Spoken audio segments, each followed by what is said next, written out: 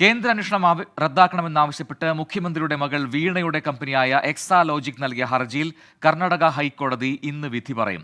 Justice M നാഗപ്രസന്നയാണ് വിധി പറയുക. SFI അന്വേഷണം റദ്ദാക്കണമെന്നാണ് ഹർജിയിലെ ആവശ്യം.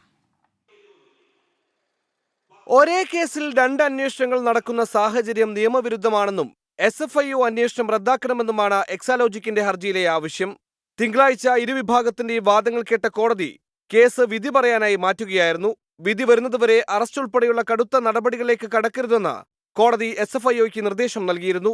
മാത്രമല്ല, SFI ആവശ്യപ്പെടുന്ന രേഖകൾ നൽകണമെന്ന് എക്സാലോജിക്കിനോടും കോടതി നിർദ്ദേശിച്ചിരുന്നു. പ്രാഥമിക അന്വേഷണത്തിൽ ക്രമക്കേടുകൾ കണ്ടെത്തിയിട്ടുണ്ടെന്ന് തിങ്കളാഴ്ച കേസ് പരിഗണിച്ചപ്പോൾ SFIO കോടതിയെ അറിയിച്ചിരുന്നു. 135 കോടി രൂപ കേരളത്തിലെ വിവിധ രാഷ്ട്രീയ പാർട്ടികൾക്ക് CMRL സംഭാവനയായി നൽകിയിട്ടുണ്ടെന്നും സേവനമൊന്നും നൽകാതെയാണ് വീണയുടെ കമ്പനിയായ എക്സാലോജിക് 1.76 കോടി രൂപ കൈപ്പറ്റിയതെന്നും SFIO ഹൈക്കോടതിയെ ധരിപ്പിച്ചു. ഈ ഘട്ടത്തിൽ അന്വേഷണം റദ്ദാക്കണമെന്ന ഹർജി നിലനിൽക്കില്ലെന്നാണ് SFIO ഹൈക്കോടതിയിൽ വാദിച്ചത്. 24 ബംഗളൂരു.